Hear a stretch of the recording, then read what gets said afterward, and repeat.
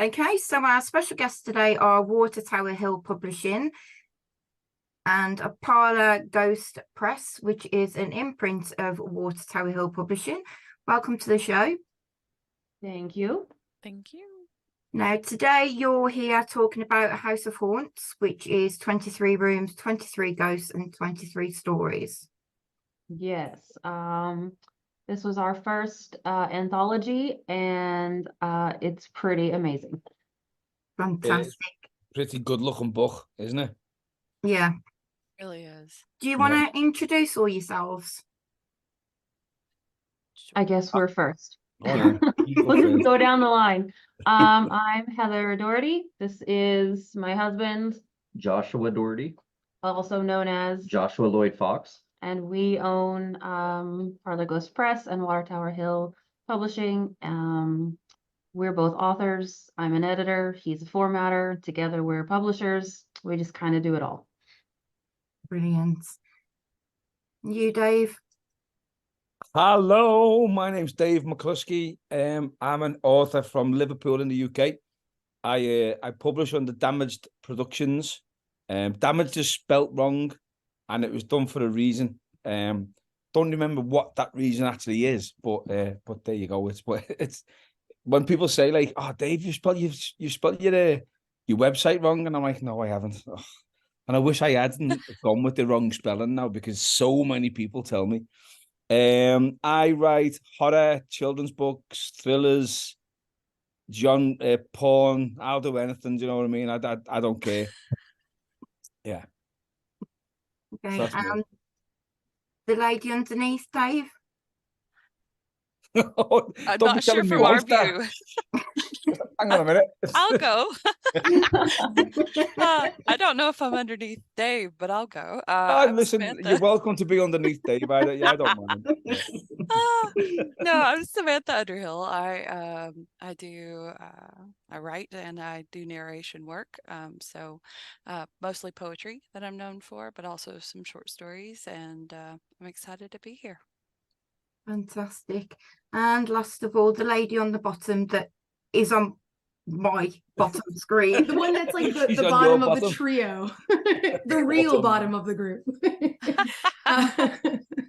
I'm Caitlin Marceau. I'm an author and an illustrator, and I'm based here in Canada. So I write all kinds of horror. I do mostly horror and another speculative fiction, and then I draw pretty much anything. So that's me. Welcome to the show, all of you.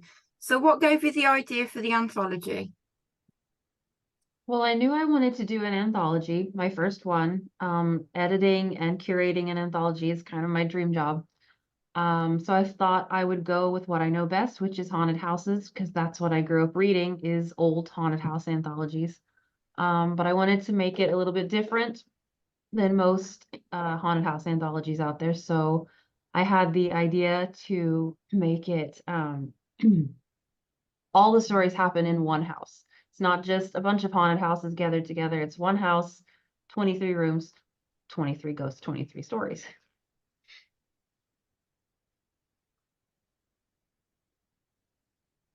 Oh, sorry, have you finished? I do apologize. Is there more? I don't know. I thought we'd paused there. I thought everything froze Everything because looked like nobody it froze. moved. It's the Dayquil talking. Sorry. Ooh. Yeah, we're a bit under the weather here. It is the weather for it, though, isn't it? A lot of people are sick at the moment. Definitely. If you read some of the stuff that we've written, you definitely think we're sick. Yeah, especially you. Some of us are sicker than others in that regard. Dave. You're not sorry. I missed out what you said. Dave, he called in sick to work, and his boss said, "You don't sound sick." He said, "If you read my last book, you'd think I was sick." yeah. How sick are you? I'm actually in bed with my sister, but there you go. I wasn't going to tell that version of it. That was the story. How Josh, sick I've is got to say, I'm so jealous of your illustrious beard that's going on there, because this is the result of nearly 2 months. Like, I think yours is about an hour and a half, isn't it? So, yeah, I'm growing this out and this out to start braiding soon. So yeah. I'm playing Celtic Santa Claus next year. So fantastic. No, I'm not. I just want to look tough. So what made you pick the authors that you picked to go in the book? Well, what made me pick them is that I knew they were all good authors. I've been in the horror community for a few years now. I started out as a reviewer, and then I became a writer, and now an editor and publisher. And everyone that I chose was people whose names I knew, whose work I knew. I knew that they were all good writers. I tried to get a variety of horror styles to put together, because when you have an anthology, you don't want a bunch of stories that all have the same kind of feel and style to them. So I tried to pick, you know, some who we didn't want real extreme, but I picked some authors who could write some more extreme stuff, and some who were more kind of low key. I got some psychological, some, you know, I actually tried, and I haven't talked about this on any of the other podcasts. I tried to get a balance of male and female authors as well, because even though in the horror world we do have a lot more female writers than in a lot of the other genres, we still have a lot of guys, and I'm sorry, guys. I was trying to get a lot of girls in there, and we still ended up with more men than women, but I was trying to balance that out. So I was just looking for people who I knew would write good stories for me, and would each come with their own sort of style to add to the book. You know, not only that, I think as this process went, because I entered it in pretty late on, but I think it evolved. It certainly didn't start out the way it ended. She only started out with like 12 authors, and it ended up being like 24. You know, I came on logistically about halfway through, because she had lost an author, so I offered my services, and then because I absorbed Parlour Ghost Press into Watertower Hill, I could do the formatting and the cover, and you know, so yeah, so like any good thing, it's an evolving process. And I think that because of that, we have kind of a family atmosphere with all the authors and stuff now. And as we move into, you know, new books, that's gonna hopefully carry on. I think people that have read it can pick up that vibe. Everybody was kind of connected, and everybody was talking to each other in a Facebook group. So it was a cool evolution. Yeah. If I missed out on a party, no one was talking to me. Nah, we didn't invite Sounds you. like it. Oh, do you know what? I miss out on everything. You know who we didn't invite? You know who we didn't invite? Who? Because he never comes. Who, Clay? No. He didn't come today, even though we invited him. Oh, Gage. Gage, if you're listening to this, we're not friends anymore. No more best friends. So See, she wanted all females, but the guys, we're sticking together. Oh yeah. yeah, but there are more male writers, I think, in horror than there is females. There are, like I said, we do have a lot of female horror authors, more so than I think in most genres other than romance, I guess. But yeah, it is still a little unbalanced. But I definitely tried to get in some girl power in my book. We sneak in there where we can. So what Yeah. made you all decide that you wanted to write in this anthology? Oh, well, I got asked, so I just thought I'm jumping on that, because I just thought it's such a boss idea, you know. And I just thought, because I mean, everyone loves a good haunted house story, don't they? Do you know what I mean? Because it's like the classic trope. So when Heather asked me to do it, it was just like, it was a no-brainer. It was just a straight away yeah. So that was it for me. Do you know what I mean? Like, tell me it's a haunted house, I'm in. Yeah. Where'd you get your story idea from? Oh God, don't ask stupid questions, Crystal. It's a tornado in here. It's like. Well, I didn't want to be in the anthology, but I was sleeping with the editor, and she forced me. So. No, I'll stay. That's a nepotism. Or is it nepotism or sleeping with the boss to get ahead? Yeah. Well, I got tired of the bitching. She was like, I don't know how I'm going to get this done. I was like, I know that's a lie. I don't think that's how that happened. No. I mean, I was tired of me bitching. Like, are you gonna Oh, get of this thing done? you. Oh, sure, Yeah. sure. Mm. No, But I I was will about to say, say, like, if Heather, you need a new formatter, like new formatter and husband, Heather, I'm here. We could just do all girls. Do it. I Yeah, mean, I'm like- she's even offering the husband services. I was You gonna might say, wanna I was take her like, up on I'm that. happily here to I've got step too many of in. them. I'm getting enough to ruin a No. marriage. That's hilarious. No, I when will Heather ruin asked my me, own marriage. Thank you very much. I was super excited about this when Heather asked because I've mostly written poetry. My background is academic, so I've mostly wrote scientific publications all these years, and then got heavily into poetry. And so when Heather asked me to do a ghost story, I'm from the Appalachian foothills. I mean, ghost stories are our lives. I was like, of course I'm going to write a ghost story for Heather. That's absolutely something I'm ready to do. So I said yes, and did not know absolutely how I was going to do it, but it got done. Got it done. Where did you get your idea from? I think mine was a accumulation of my own life experiences because there's a little bit of myself, I think, in my female lead character, and all the stories my father has told me all my life. So I am Appalachian, and there's a big history of storytelling in our culture, and it's something that's really important. We pass down stories through families, and so my entire existence, I have heard ghost stories of all sorts, and so I think it's pieces. I think it's pieces of things, fragmented pieces. A little bit like Dave said, my head's a little bit full of a tornado of things, and so the part that jumped out the most is what ended up on the paper. So yeah. Brilliant.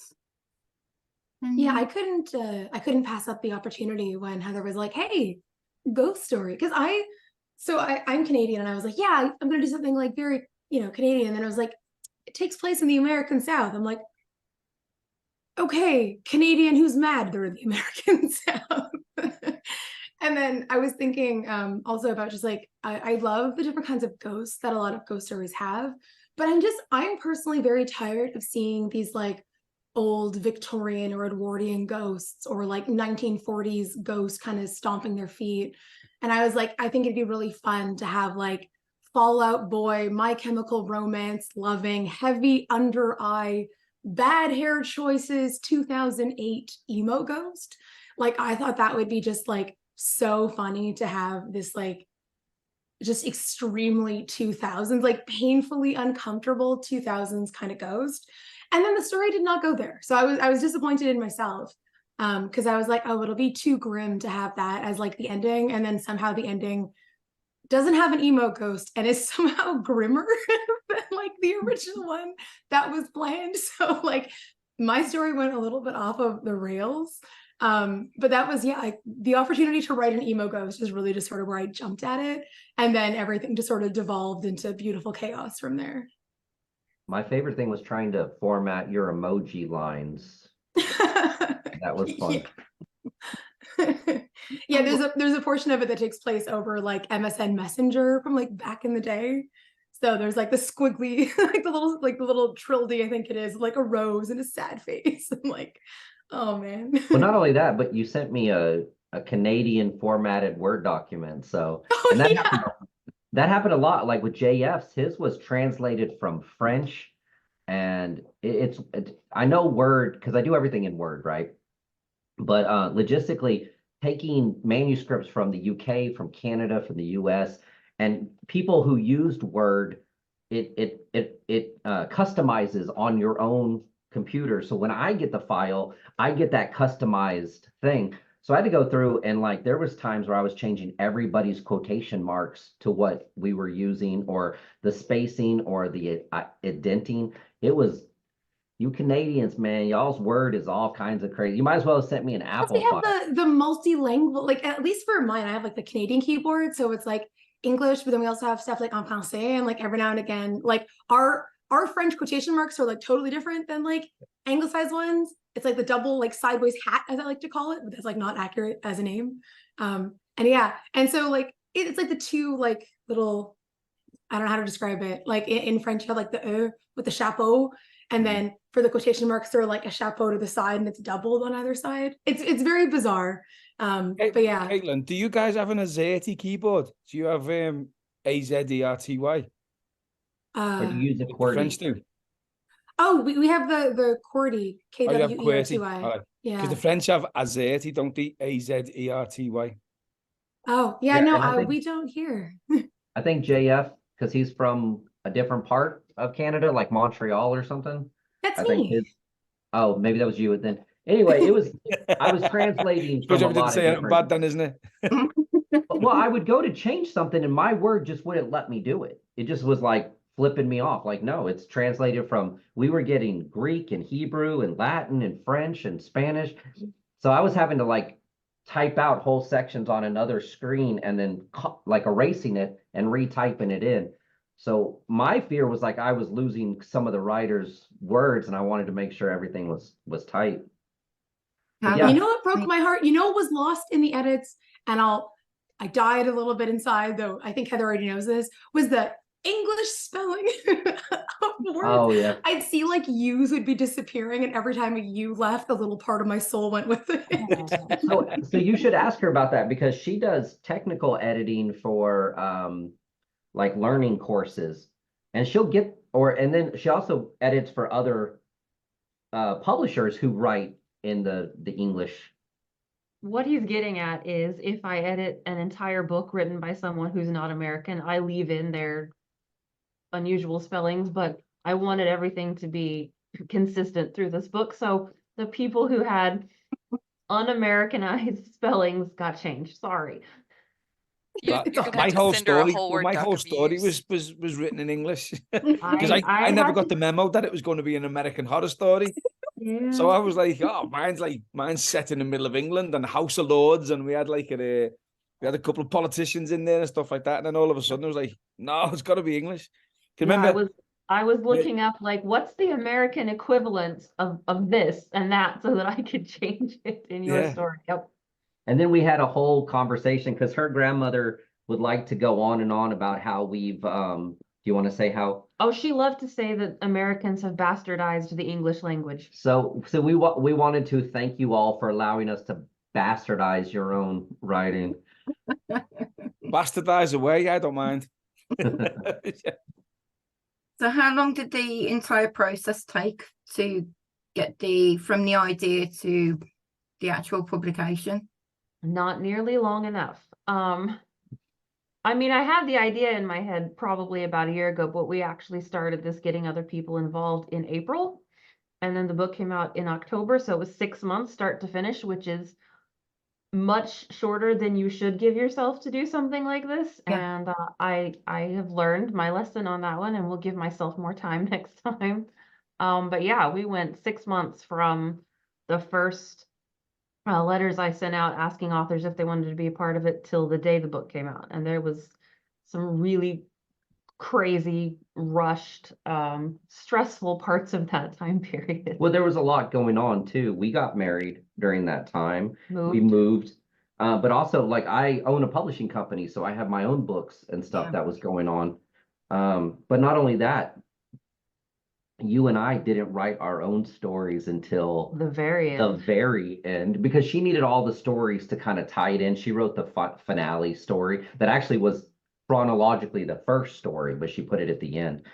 But as far as like getting all the authors got us their stories perfectly in time. And then she edited, sent them back out. We got them back.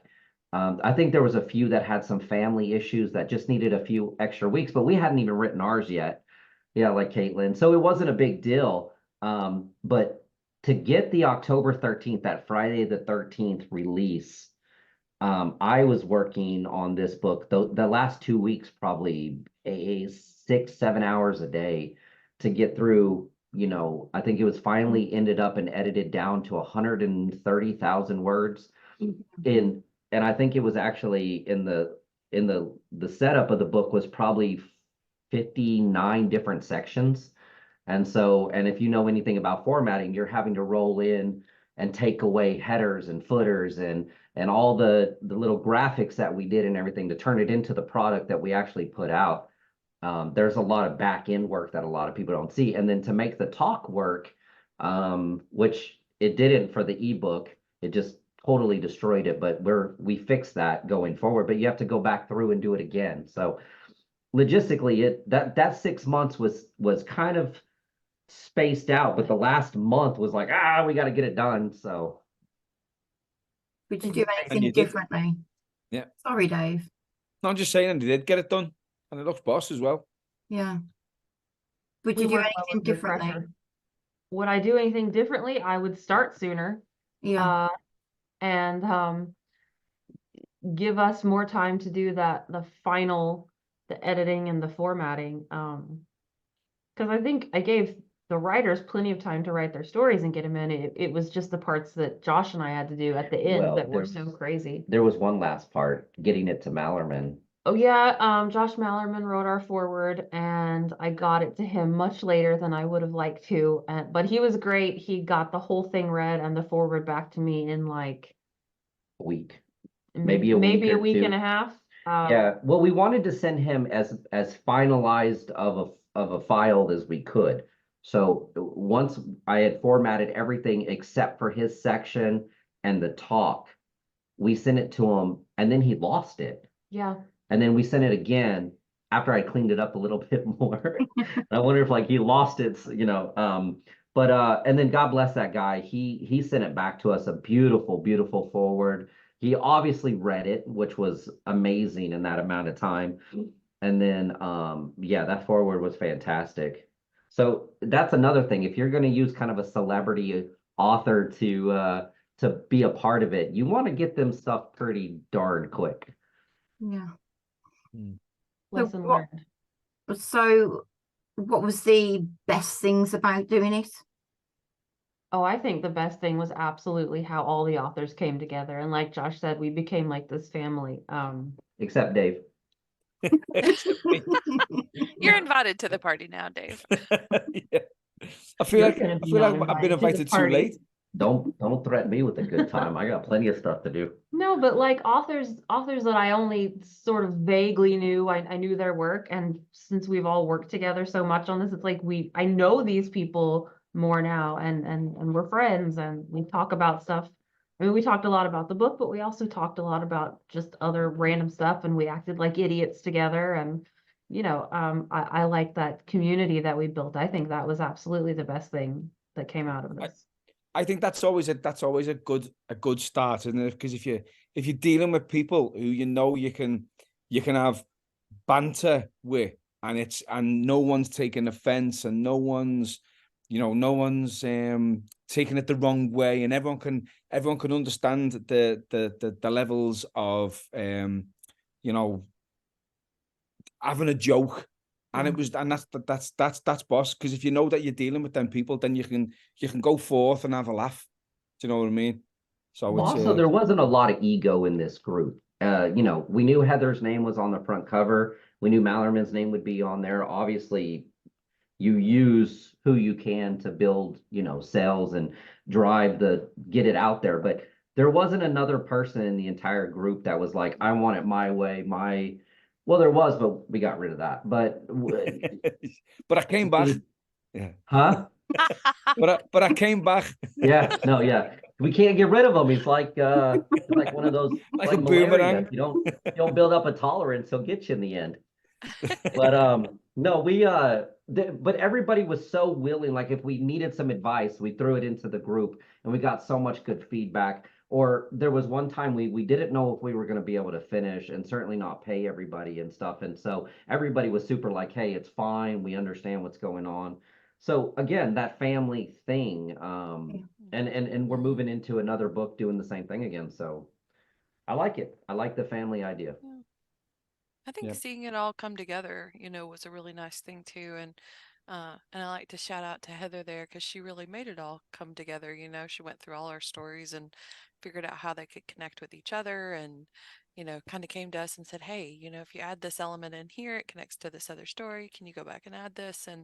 And then reading it through as a whole, knowing those elements were added, it just made it flow and connect even better than what you might expect. I mean, yes, we were having conversations on the Facebook group and everything, and kind of had some ideas from each other, but to be able to pull all of those pieces in as a person who's read all the stories, Heather really did an extraordinary job, and it shows in the final product.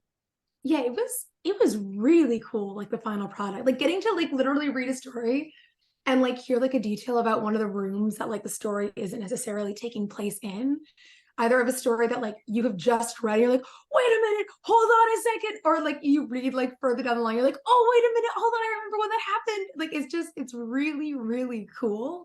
Like I've yet to be part of a project like this where like I am fangirling over the stories and the way they all kind of like interwove together. Like it very much reminded me personally of kind of like American Horror Story Murder House, where you're seeing these little hints of like ghosts that were there and like the backstory of the people living in this building.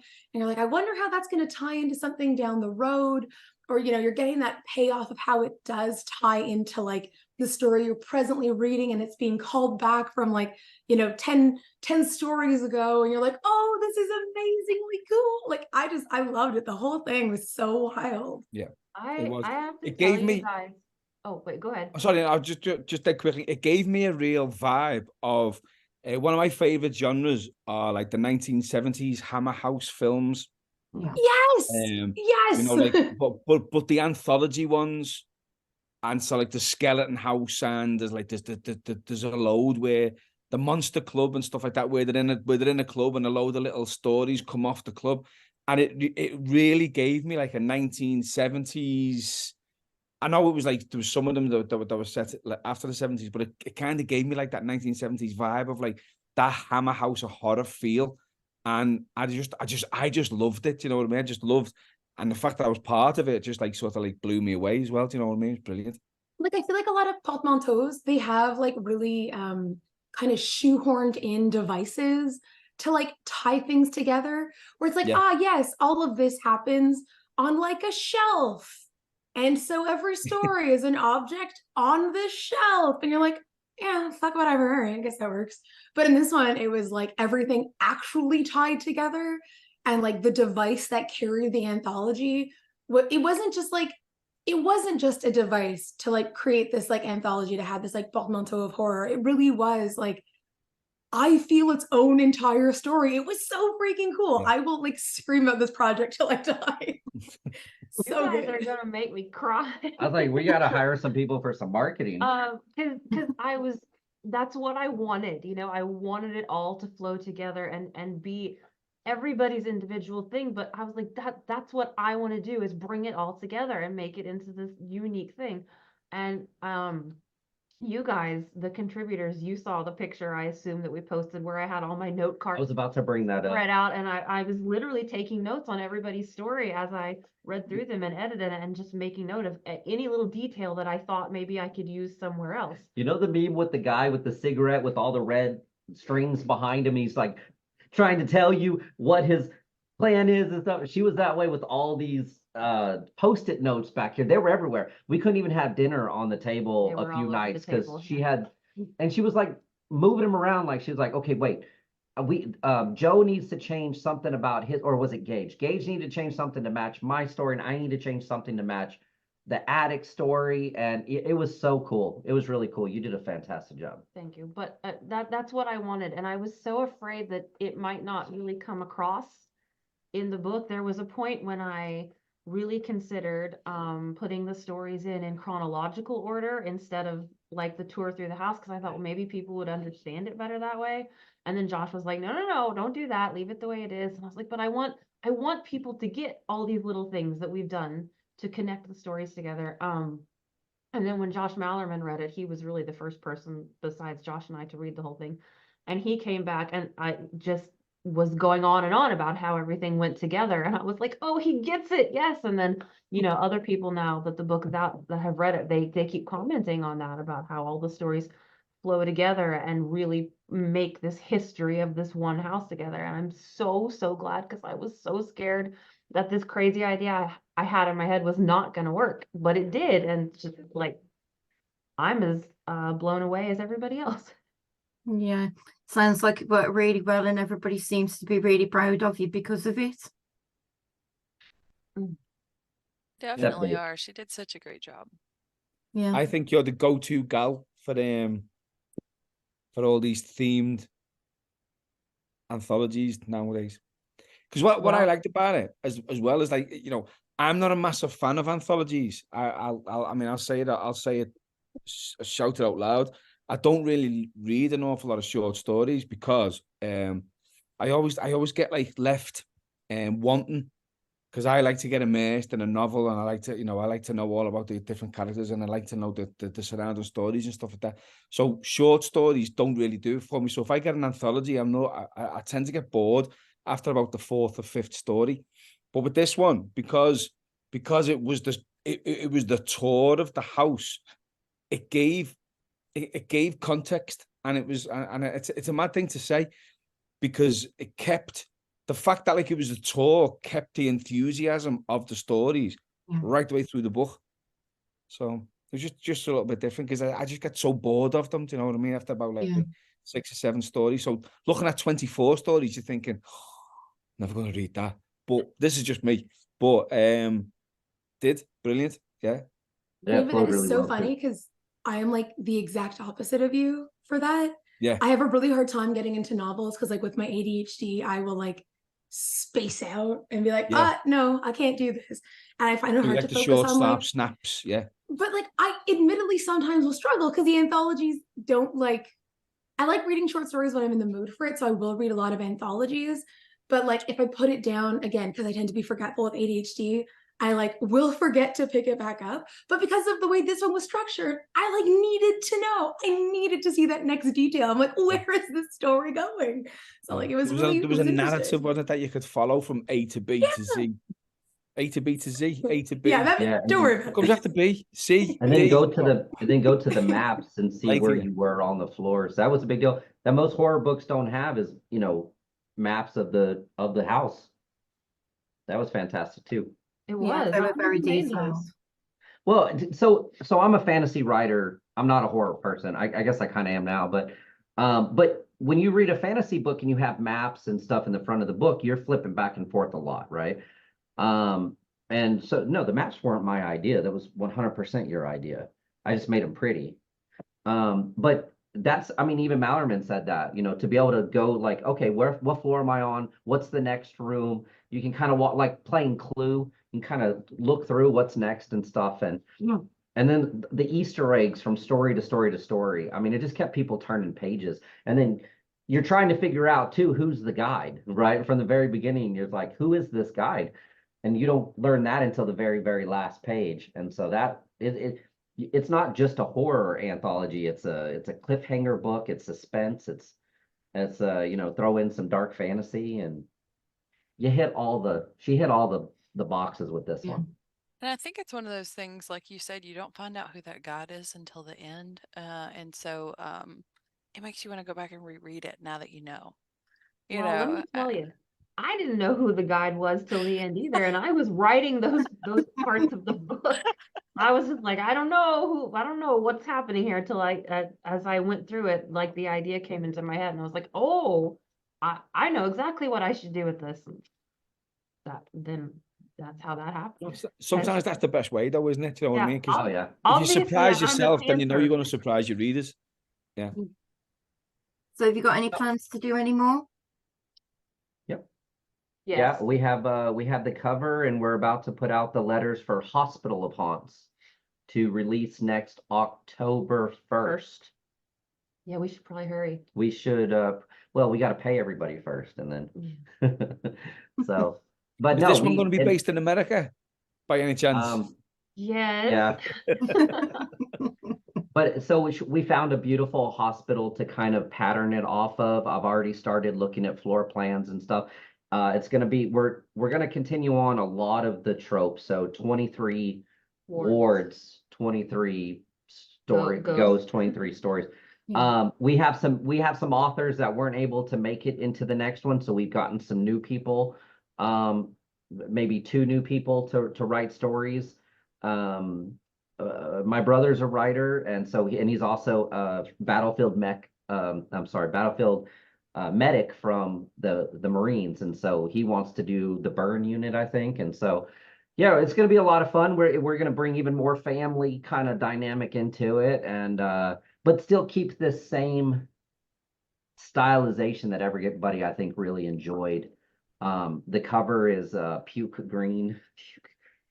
I call it hospital wall Hospital green, wall but green. whatever. But yeah, absolutely. I'm gonna ride this train until people are tired of it. Yeah, I actually have plans for like 6 of these so far Yeah. altogether. So Sam has plans for 28 she of got, these. yeah, I even mean, I sent him about 1 million, and Yeah. I totally even said we should do like our own version of like Hallmark stories, but horror, and then make them very innocuous settings. But whoops, just kidding, it's horror, not, you know.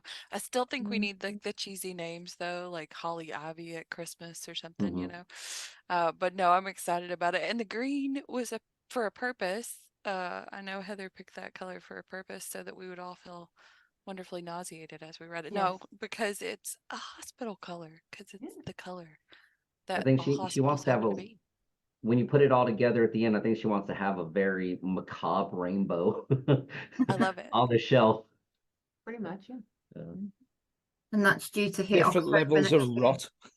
Yeah. Fantastic. Well, it's been a pleasure having you all on. So thank you very much for your time. Thank you for having us. We're always a bit of a crazy bunch when we get together, the haunters, as I call us. We like to have fun, which I guess is what made this project so nice. We're all a little crazy, and we like each other that way. Yeah, I suppose if Yeah, it we'd wasn't, have it we no wouldn't other do way. it. You what? Sorry, Dave. So we'd have it no other way. Yeah, Couldn't work any other way. that's right. Well, Okay. thank you very much for your time. It's been lovely. Thank you for having us. Is there anything else you'd like to add? No, You wanna just time push for me to me? go to bed. It's well past my bedtime. It is late over there across Yeah. the pond, isn't it, guys? I'm 8 minutes past my bedtime. I'll have you know. It's not even dinner time here yet. Nope. Don't be saying that. Yeah. I'll be having a midnight snack before I go to bed. Yeah, we might. But no, I always end every kind of thing like this. We have a catchphrase at Watertower Hill. I just tell everybody to hold on to your butts. There's a whole lot more to come. Hold on to your butts. What's that off? Jurassic Park. Jurassic Park. That's it. Yeah. Hold on Samuel to L. your butts. Jackson. Hold on to your butts, Yeah. people. Yeah. Happy days. Well, thank you for inviting me. You're very welcome. Yes, Well, thank you. Thank you very much.